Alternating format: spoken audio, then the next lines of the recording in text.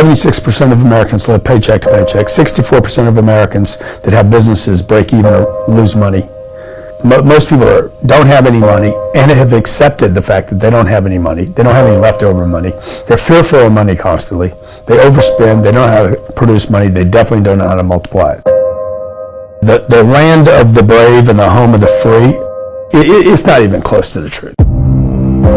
It's just important for people to understand that complaining has no value. And if you complain about not having enough money, work more.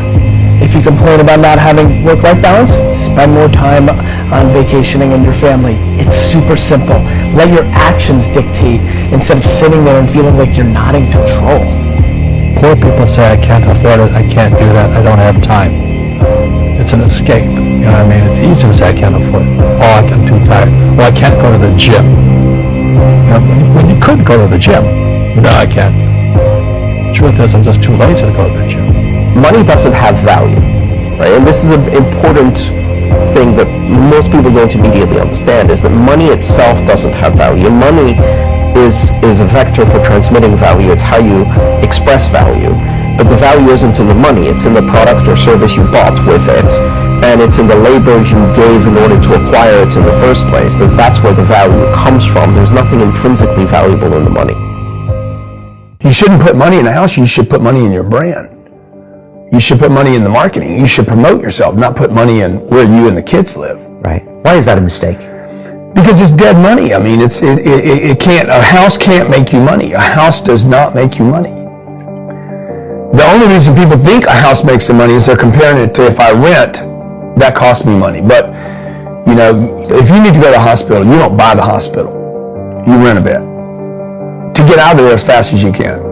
If you go on a trip, you go to America and you want to go to Disneyland, you don't buy the hotel, you rent a room. And nobody thinks back poorly of that. They're like, yeah, I'm going to go there, use the place, and get out. That's what you should be doing with your living. Find a place where you can rent. Pay rent monthly. Don't own the house. And take all the money that you would have put in that house purchase, down payment, extra money, fixing it up. Use all that money to improve your business and yourself so that you can get more money. Right? So I see so many people here like, I'm going to invest 300,000 pounds in a house to hopefully make $30,000, 30,000 pounds. I'm going to buy it for 300, maybe I'll sell it for 600,000. I'll double my money.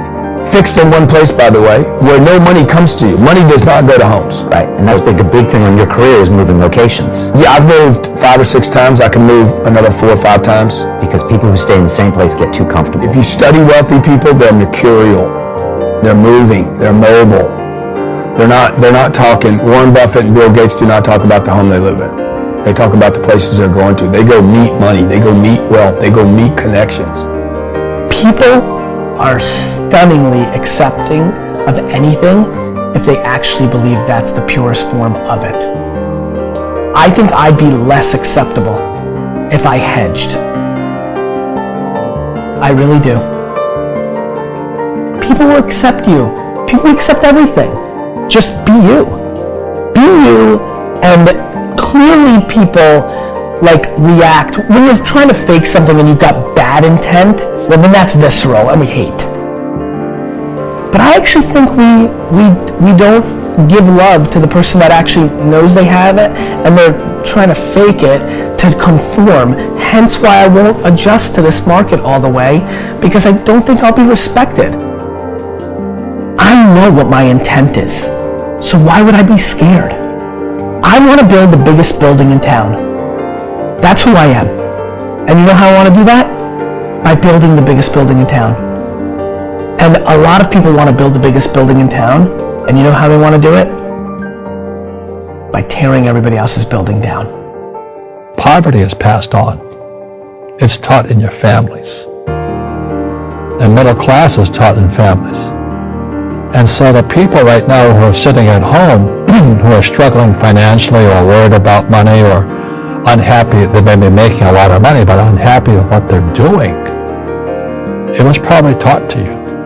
You know, your superego was taught, get a job, work hard, or you'll never be rich, or the rich are evil, or whatever.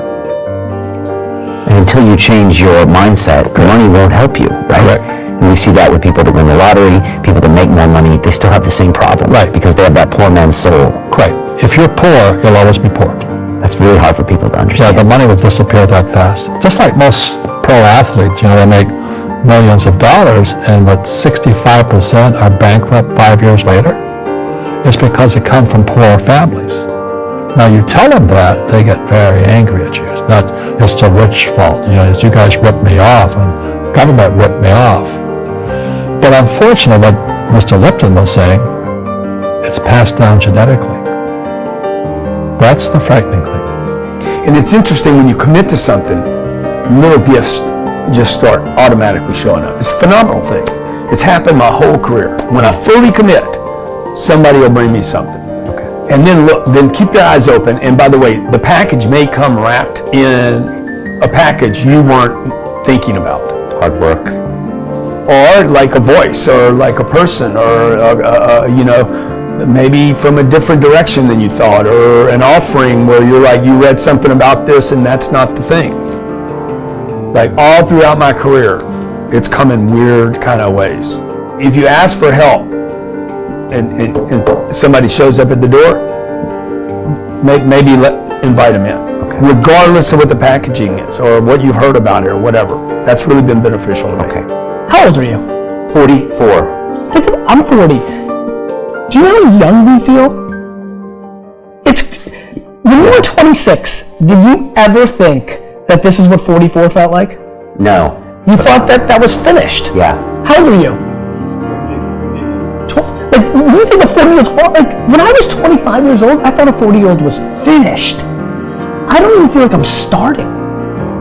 Right? Yeah, but when I was 26, I was in a rush. I understand. All of those guys and girls on the streets last night, when you say that to them, like their face kind of goes blank, because all the stuff they watch, MTV, music videos, it's all about the bling now, and the this now, and the this now. And MTV's tame. You start following people on Instagram, and it's a disaster. They're all pushing it's all about champagne and private planes, and you can get it too, and just sign up for my course, and everybody's falling for it. So I'm coming out, and first of all, I want to be historically correct. Nobody in 100 years is going to watch that video and say that I was full of crap. I like that, right? Number two, I want my legend to grow. I'm always fascinated by politicians and world figures, like Winston Churchill. His brand continues to grow, right? I want that. When I'm dead, I want to be in the ground at peace knowing my legend's growing. I want that. I want that in the business world. And so I'm giving real advice, and real advice looks like this. When you're 19, and you can spend 7 full years learning your craft, meeting people that are mentors, being patient, and you wake up and you're 26 years old, you have your entire life in front of you, and you've done great foundational work to go on and then be successful. I have bad luck too. I've had financial crashes. I've had people stab me in the back, but they're all good because I grow from it. And that's spirituality. Right? People who are afraid of making mistakes, like they teach in school, they don't ever grow. Because spirituality is there's good and there's bad, there's right and there's wrong, there's up and there's down. Most people only want to be right. They only want to be positive. Well, you can't have that. That's not reality. And the average person, the reason they're poor is they haven't failed. They play it so safe. They haven't made any mistakes like they taught in school. That means they don't learn anything. That's why the school system's actually fundamentally corrupt. It's anti-education. Right? Don't make mistakes and don't ask for help. And if I didn't ask for help, I have my accountants, my attorneys, my bankers, and all that. I go into business like a rugby team. Boom, boom, and we kick butt. But the average guy is dead end there. Oh, I'm an A student. I'm going to do this all on myself. And a bunch of rugby players run you over. And you go, well, they're not playing fair. Yeah, well, you're playing stupid. You should have a team. You should have accountants, attorneys, and bankers and all that stuff. But that's not the game I want to play. I said, then don't play the game. The game of business is played with accountants, attorneys, and bankers. I hate to say it, politicians. You got to know the game. I don't want to hustle. I want to prosper. I don't want to grind. I want to create a machine that monetizes. I'm not shameful of money. I want money. I want a lot of money. I want to give money away. I want to raise a lot of money. You can't do that if you're broke.